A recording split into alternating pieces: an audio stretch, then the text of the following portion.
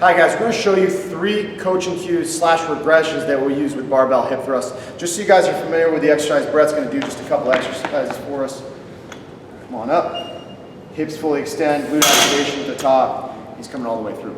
One of the things that we really commonly see with this exercise is we'll see folks who really feel like a pinching in their low back. They feel like their lumbar erectors are really taking over. And in part it's because they're substituting lumbar extension, so low back movement, in place of good hip extension. So the hamstrings and the glutes really taking us into a terminal hip extension position. So there's 3 things that we might use with these folks. First thing is going from a hip thrust variation down to a barbell supine bridge. So in this case, by just going down to the ground, it's a little bit of a regression.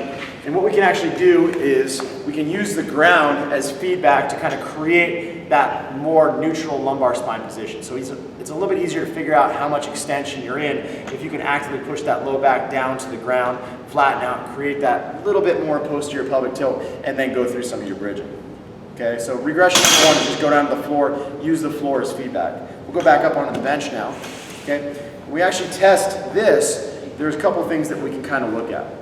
First thing is we take our hands off the bar all together, and I'll usually take folks down and have them put their thumbs right at the base of their rib cage, their pinkies right at their belt line. And what I'll tell them to do is just bring those 2 landmarks closer together. So get that core engaged. For some people, if they have a really flat thoracic spine, they may need to actually come down with the rib cage. Most people, it's driven more through like a pelvic posterior tilt. So we get that locked in with the fingers and the hands, just to get in a good position before we actually take our hands out to the bar, okay? So just getting people into a better starting position usually verifies that they're going to be in a better position as they go through the movement.